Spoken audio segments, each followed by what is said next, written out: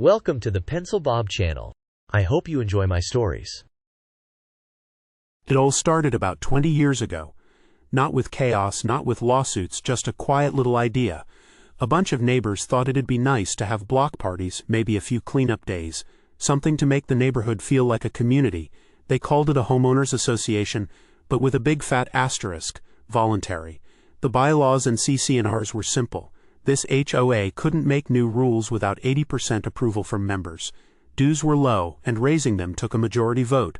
Everyone had one vote per house. You could opt out at any time, and if you bought a house later, no one could force you in. It was freedom with a sprinkle of friendliness. It worked. For a long time it actually worked. We had chili cook-offs, pumpkin carving contests, even a neighborhood dog show once.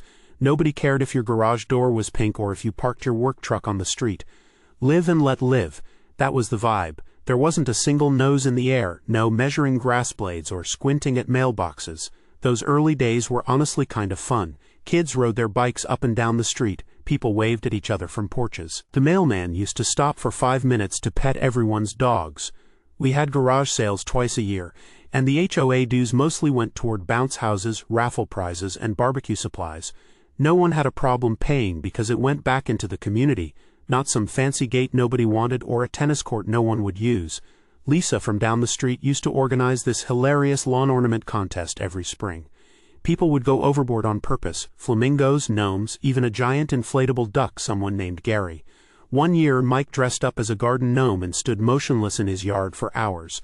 That got him first place and a $25 Olive Garden gift card. It wasn't about enforcing a standard. It was about being a neighborhood, not some condo complex ruled by fear and landscaping regulations. We had the kind of place where if you left your trash bins out overnight, someone might roll them up for you. Where the guy next door would mow your lawn just because he had time and you were clearly swamped. If someone had a rough year, like when Joe's wife was sick, the HOA sent a few folks over to mow his lawn and cook him dinner a couple nights a week. It wasn't perfect, but it had a heart. We were messy, a little weird, but kind. But the good times, like all things, got tested. The old board stepped down around the same time. Some moved away, others just got tired of it. They had always run things casual, maybe too casual. There were no real vetting processes for new board members. It was more like, anyone want to do this? Please, anyone? And that's how the new board took over. They came in quiet, no big announcements, just a group of people who nodded a lot and said, "We're just here to help." First change, a new Facebook group. They called it the official community group and locked everyone else out. If you weren't in their good graces, you couldn't post, couldn't comment. It didn't seem like a huge deal at first, just annoying. Then came the newsletters, sleek, glossy things with stock photos and bolded sections titled Community Standards. They weren't content with listing upcoming events or general tips like before. Now it was Top 10 Unsightly Habits and Maintaining Your Property the Right Way. One page had a blurry photo of someone's broken fence with a giant red circle around it. Another showed a faded car parked in a driveway with a caption that said, "This brings down home values. Who's even writing this?" my neighbor Ted asked me one afternoon as we stood at the edge of our lawns. "This is ridiculous." My mom could have made a better flyer with clip art and a bottle of wine. At first people figured it was just a bad joke, something that would blow over. But then the letters started showing up, printed on thick cardstock like they were planning a wedding. Only when you opened it, it hit you with an alleged fine.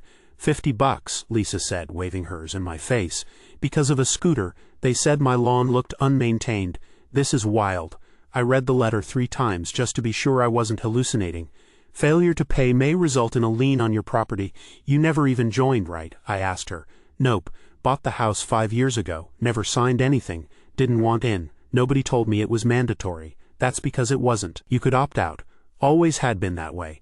But now this new board was acting like it ruled the world. They started doing little patrols, walking the neighborhood with phones out, snapping pictures, pointing at shrubs. I saw them one morning walking past my driveway, pausing at the oil stain my truck left behind. The tallest one, Bill, I think, shook his head like I'd committed a crime. I stepped out with my coffee, stared them down. "You taking a picture of my oil spot?" I called.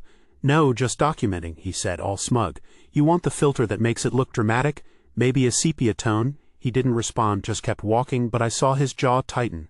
That's when I knew what we were dealing with.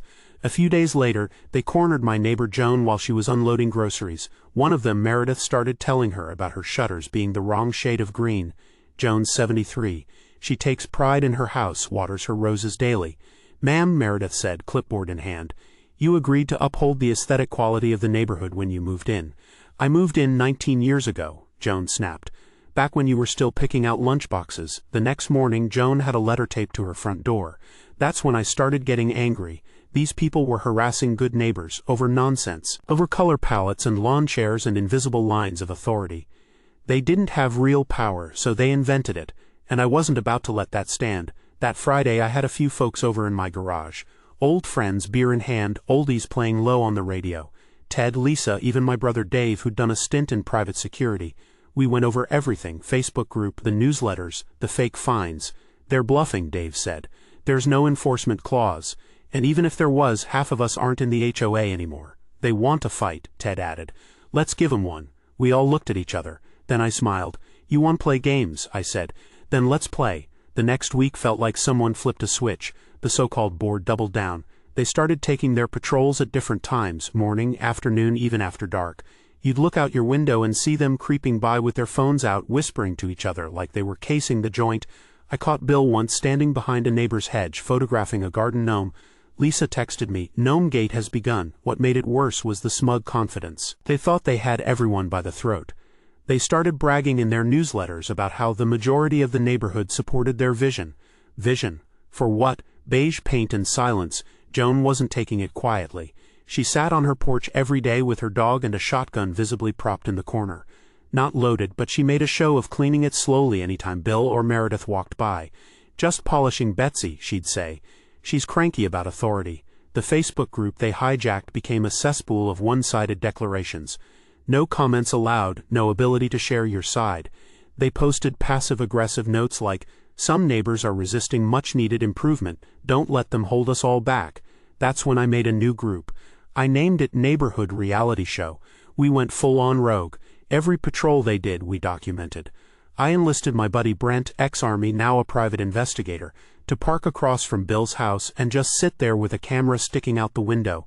Brent even wore a Hawaiian shirt and ate Funyuns just to look extra unbothered. Meredith called the police about it. She accused Brent of stalking. Cops showed up, took one look at Brent's documentation of everything and laughed. "Public road," the officer said. "He's allowed to sit there. You're allowed to go back inside and stop bothering him." Bill approached me that night while I was barbecuing in the driveway. He didn't smile. "You know what you're doing is harassment, right?" he said. I turned my tongs slowly, flipping the chicken. "I'm just grilling, man. I can't help it if people like watching the neighborhood drama unfold." "I'll call the police again," he said. "They're gonna get real tired of that," I replied. "But hey, if they show up, I'll give 'em a plate." He stormed off. And later that night, someone egged Brent's car.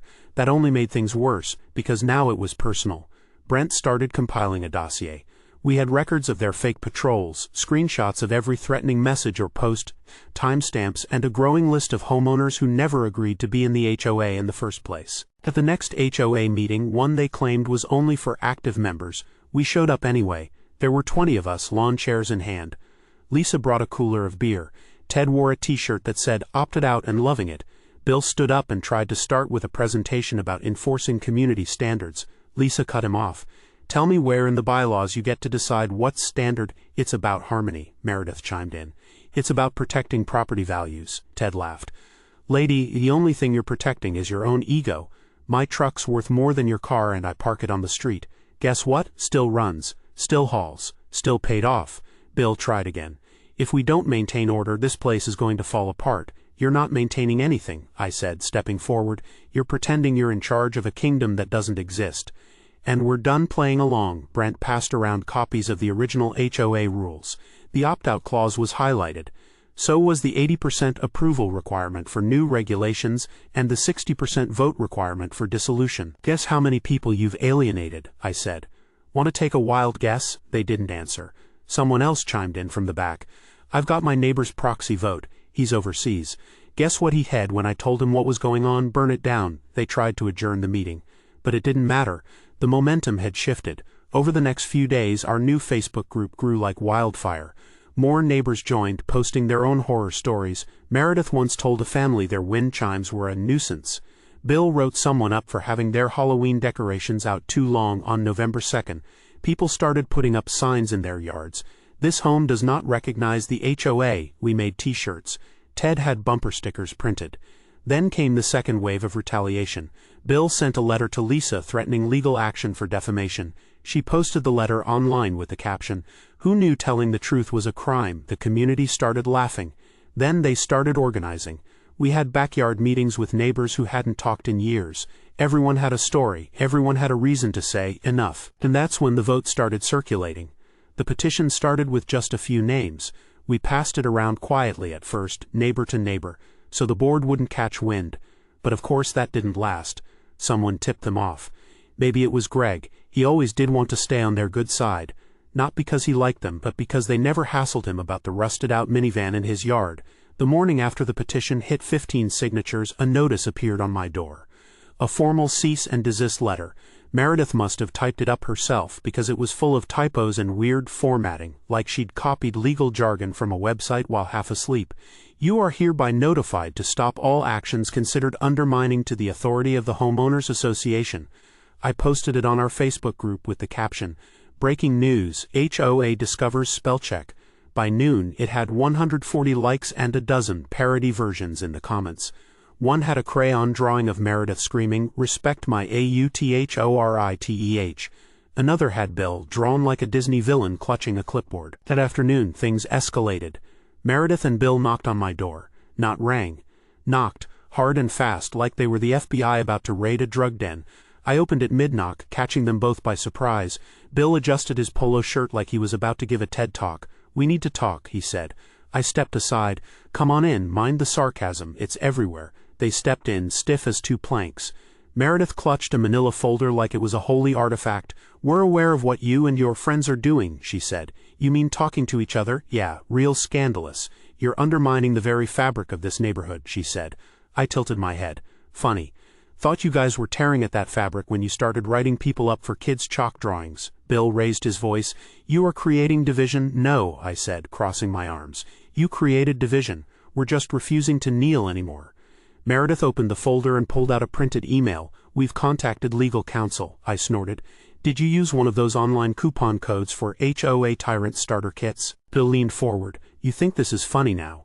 But when people's home values drop, from what, garden gnomes and colored doors?" That ended the visit. They stormed out, not even bothering to shut the door behind them. I stood there for a second, then called out, "Next time, bring cookies." The more they pushed, the more the neighborhood pulled together. Lisa organized a block potluck. Dozens showed. Joan brought ribs. Brent showed up with a drone and flew it overhead the whole time, just in case someone tried to cause problems. Kids drew chalk outlines in the street that said things like "HOA kills fun." Ted brought out his speakers and blasted "We're Not Gonna Take It" by Twisted Sister. Then came the night patrol. Around 10 p.m., Lisa's doorbell cam picked up Bill and Meredith walking the block again. They stopped in front of every house with a sign or a chalk drawing and took photos. Meredith had a flashlight like she was looking for buried secrets. The next morning, new letters were taped, not mailed, to doors. Handwritten warnings in aggressive red ink. "You are in violation of neighborhood unity standards." That one actually made me laugh out loud. Joan took her letter, stuck it to a stick, and waved it like a flag at passing cars. But then they called the police again. This time they said we were harassing them, that Brent's drone was violating their privacy, that people were threatening them online. A cop came by. Same one as last time. He just shook his head as he walked up my driveway. "Again," he said. "Yeah, again." He looked tired. I watched the drone footage. It never even went over their house. I nodded. "You want a soda?" He took one. Lisa joined us, then Joan, then Ted. We sat on the porch and talked. The cop looked over at all of us and said, "You know, in all my years, I've never had to deal with an HOA meltdown before." Ted raised his soda.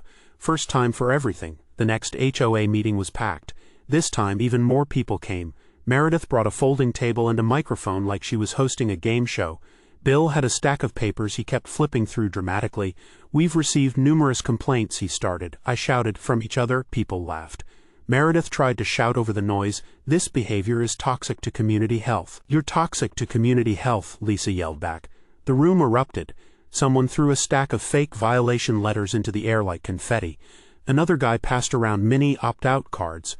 Brent put up a projector screen and showed surveillance footage of Bill picking his nose mid-patrol.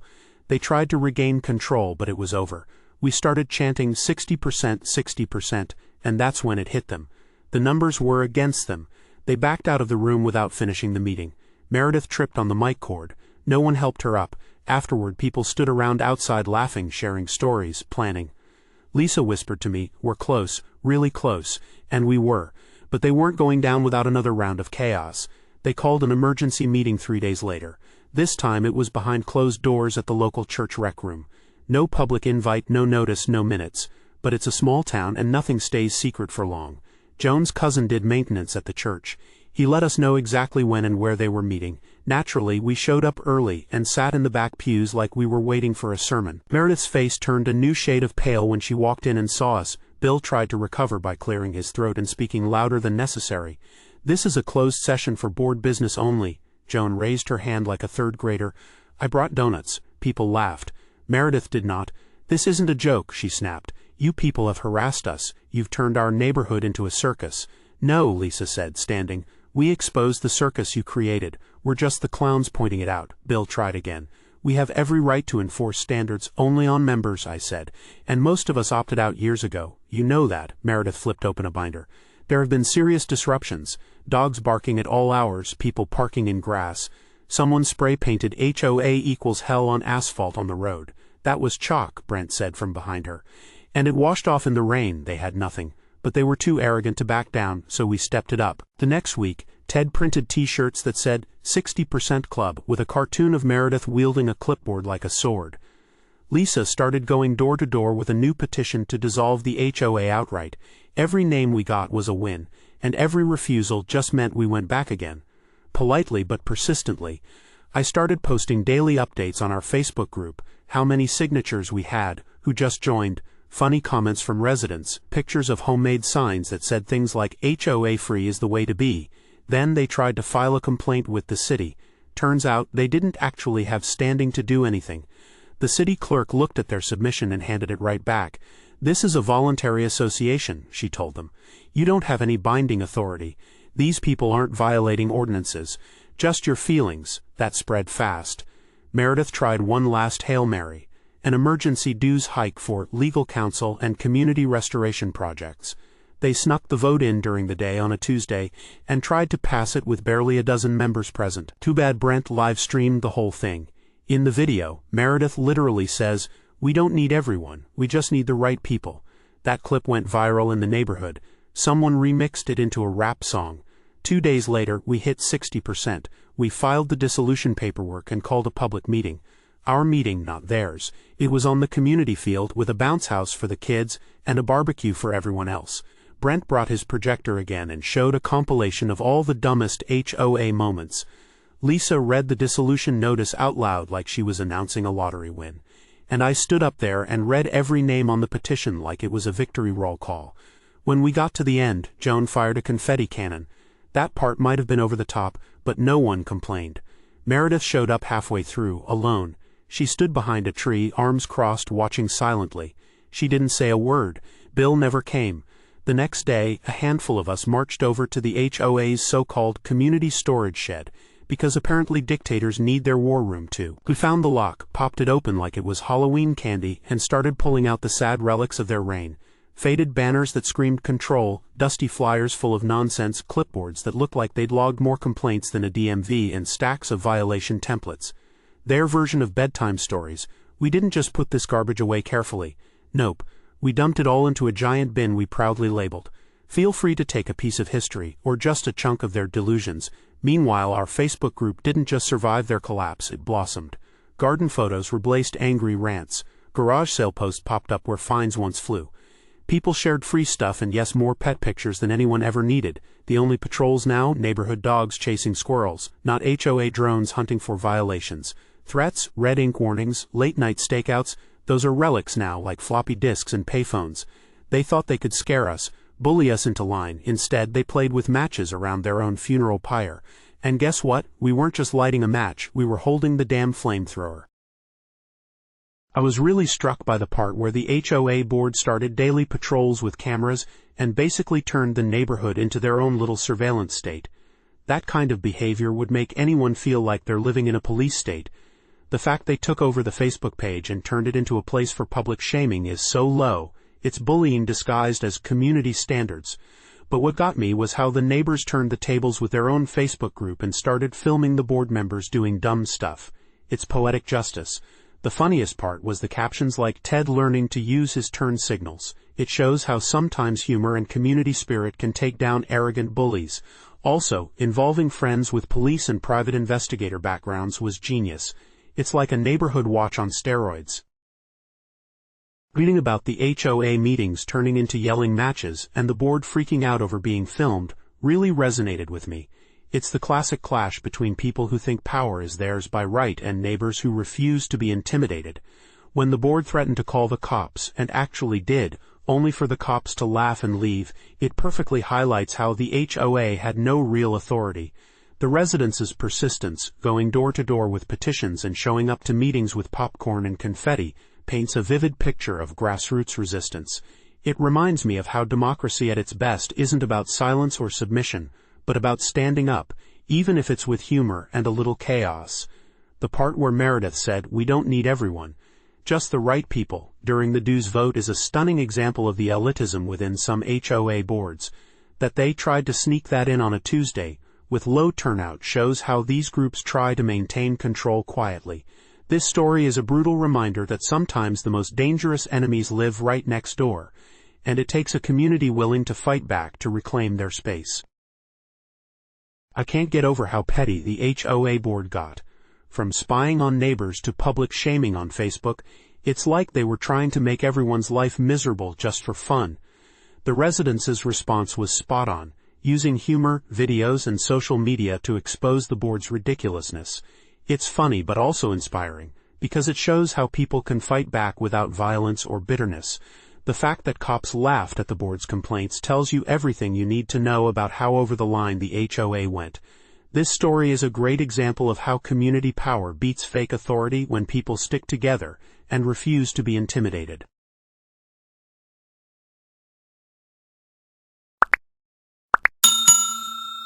I would like to thank you for watching the video to the end.